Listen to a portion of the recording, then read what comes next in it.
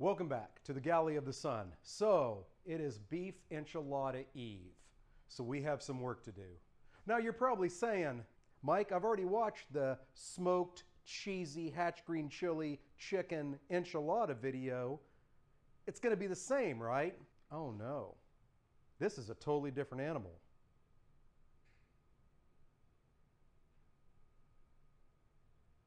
It is. Like, it comes from a cow. That was a chicken, okay? So it is a different animal. So we're going to make the sauce tonight for 3 reasons. Number 1, I want to give myself more time tomorrow because the lower temperature we can cook at and the longer we keep it in the smoker, the more smoke flavor will absorb. Number 2, I just don't like to be rushed at all. And number 3, this will give those flavors chances once that refrigerator door goes shut and it gets all dark in there, to do some funky flavor stuff at night. I totally believe it happens. So, what we got to do is get some things ready. So, I have my chilies here. Down in the description, I said you need about 7 chilies for this, and you can use whatever combination you want. Guajillo, pasilla, chipotle. Now, if you use all chipotles, make sure, oh, you probably won't even need toilet paper. Just make sure that your house insurance is paid up and you have fire extinguishers. So we're going to use 1 chipotle out of the 6 peppers, and then a mixture of guajillo and pasilla. But it really doesn't matter. 7 different peppers. But you got to do the same thing to all of them. Number 1, we got to get the stems off and the seeds out. So, got to get those cut off. Then we'll get as many seeds out this way as we can. Stem off. They can be explosive. Stem off.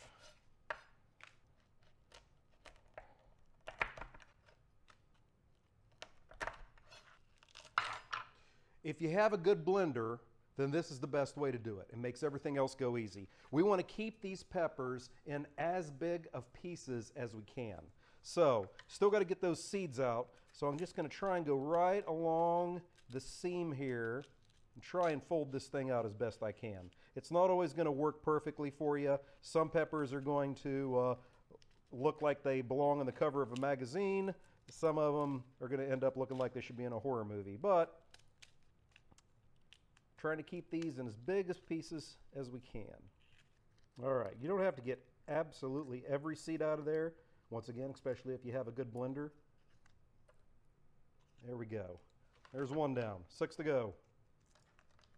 Now, if you leave the chipotle out of this sauce, the peppers, those other peppers, if you're a person that doesn't like heat, they're not going to add any heat at all. Just this incredible, deep, earthy, rich, smoky flavor. So definitely way better than buying store-bought enchilada sauce. All right, we got that messy part done. We're going to let those peppers chill off to the side for a second. We'll take care of one other easy thing here. Going to take an onion. Half of it's going to get diced up fine and added in with the meat. We'll take care of that tomorrow. Tonight, we just need to rough chop it because it's going in the blender with all the rest of this stuff to go in the sauce. And that's plenty enough right there. Now I know the description down below says 5 cloves of garlic. I know the description down below says 5 cloves of garlic, but a couple of these are a little dinky, so we're going to go with 6. So we're going to take them and we're going to smash them.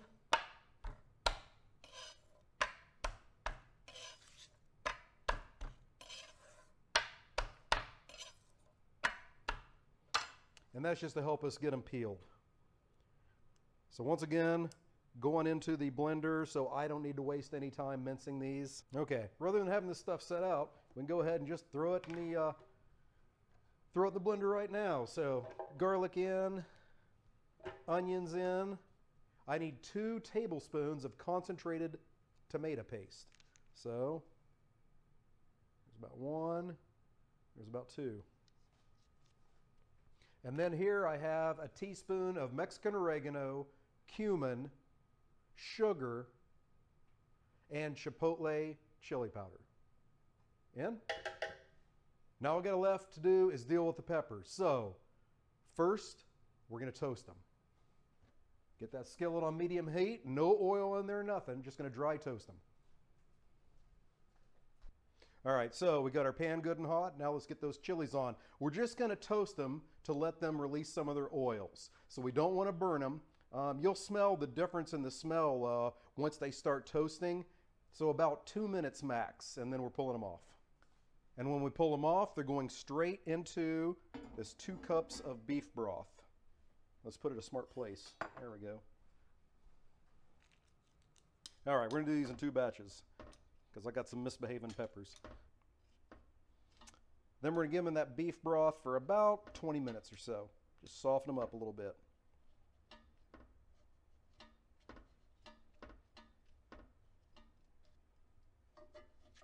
If you have not cooked with dried chilies, made sauce with dried chilies, you are really missing out. Now, I know people get intimidated by them. The mean old chili pepper, but really, they are not hot at all. The flavor is just incredible. In fact, think about it. If you've had an ancho chili before, which is very, very mild, that's what pasilla peppers are, is a dried ancho chili. Every time you're dealing with the dry peppers, it's basically these same things. Toast it, soak it, and then you're going to mix it in with some other ingredients into a sauce. Or a marinade.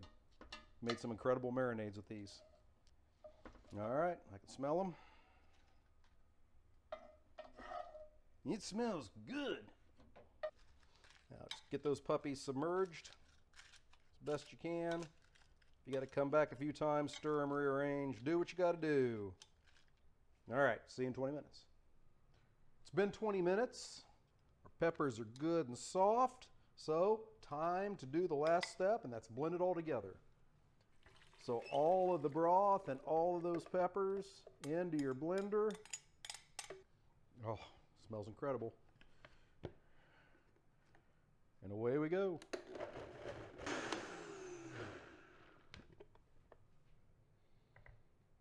Oh, so rich and earthy.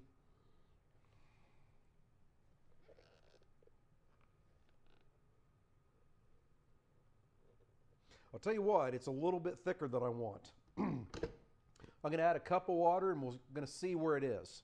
And don't worry, I'll adjust the recipe down below so it is exactly what I did tonight.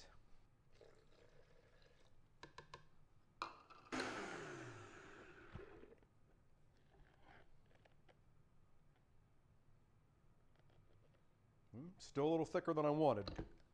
Down in the recipe below, we're going to go with 4 cups of beef broth to soak your peppers in and then add in there. So I'm going to get a little bit of better than bouillon beef, add it to this, add another cup of water, give it another mix and see if it has the consistency I want. I think I'm just a cup away. She won't know this because she went to bed. But earlier, when my back was turned, there's not a whole lot left in this jar here. My wife was trying to mix some water with it and put it into my 2 cups of beef broth. And I told her that when she had her own cooking channel, she can decide what the recipe is. Turns out she was right. But she won't figure out until she sees this video the first time. Okay, so got my cup of beef broth. I have it really concentrated to make up for that cup of water that I put in there. We add it in, and we give it a mix.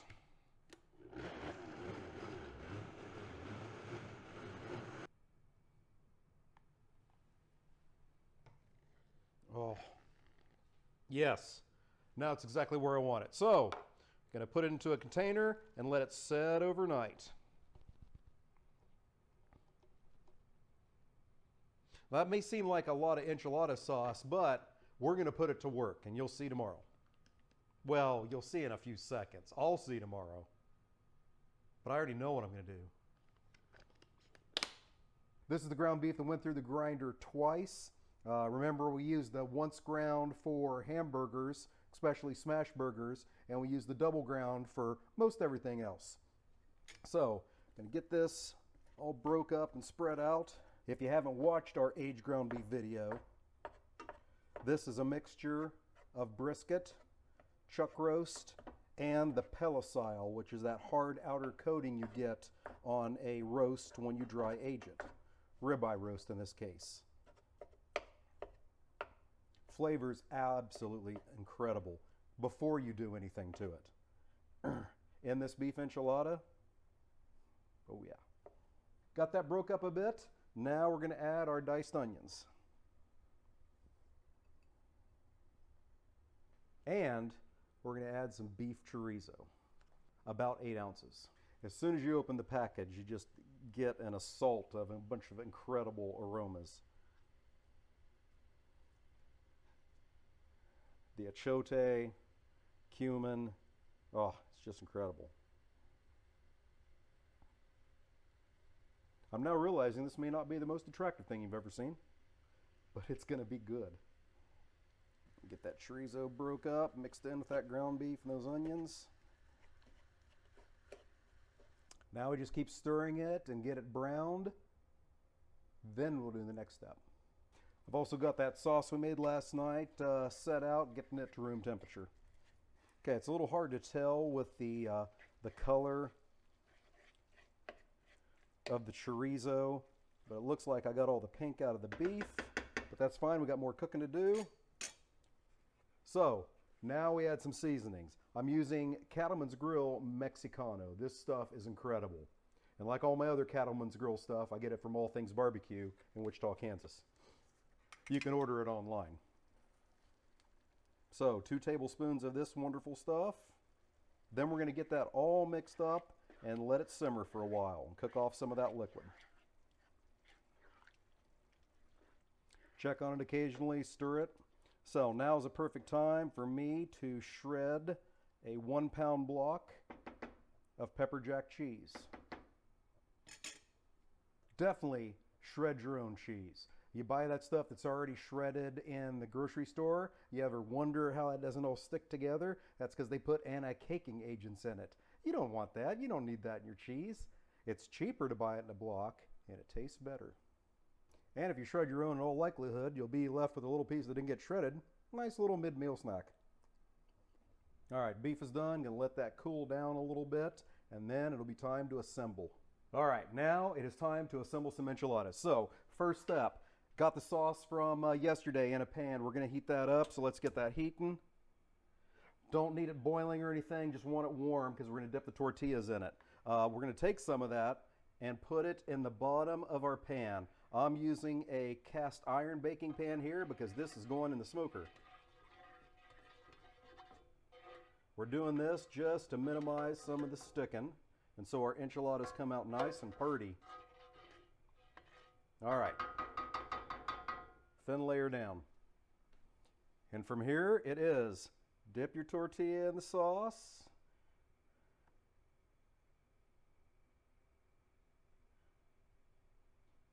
Move it over. Hit it with a line of sour cream.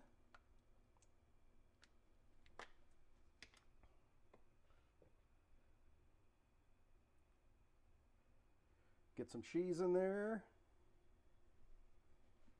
Get your slotted spoon.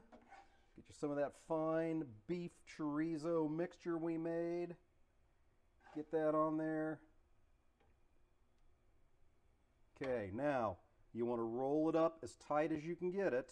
That's going to help it come out pretty.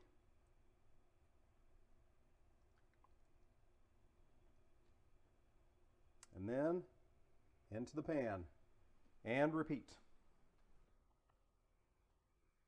Sour cream, cheese. If you got kids, this would be a good use of them. You can probably use your tongs and not get your hands dirty. Then you can grab the sour cream without getting the enchilada sauce on it. Put your hand in the cheese without getting stuff all over the place. Then have your designated roller, i.e. child, wrap it up for you. Fortunately and unfortunately, my kids are grown and out of the house, so I'm going to have to do it myself. Nothing here is going to go to waste. So remaining meat goes on top.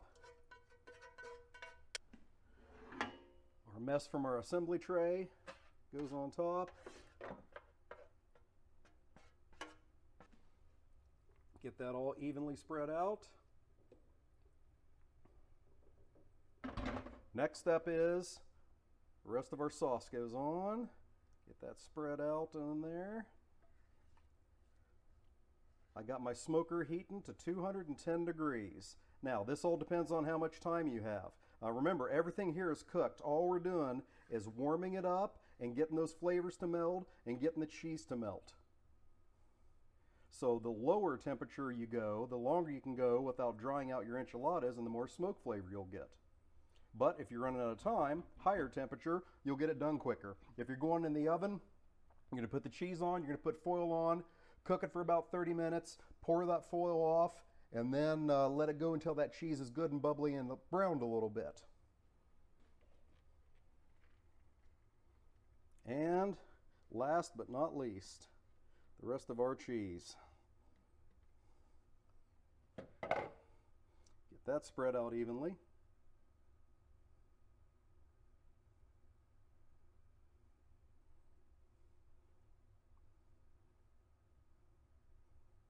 All right, now we go to the smoker. And of course, we don't cover it, then the smoke couldn't get to it. So the smoker is set to 210 degrees, as I was saying inside. Today here at the Valley of the Sun, it is 111 degrees. So I'm probably only using about 1 pellet per hour. Very efficient. So it goes on, and then about an hour, 20 minutes, we'll pull it off. Let it rest a little bit because we don't want to melt our faces, and then it'll be time to try it out. So I pulled the enchiladas off the smoker after about an hour and a half.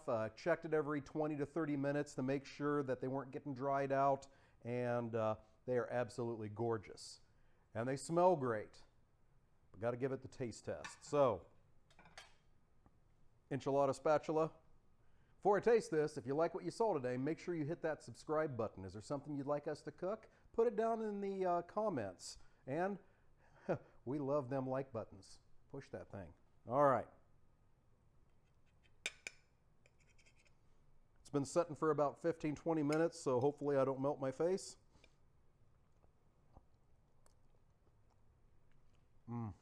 Definitely do not leave out that chorizo. It just adds something extra to it.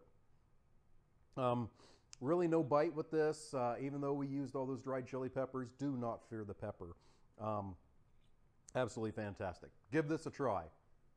Thank you very much, and see you next time on the Galley of the Sun.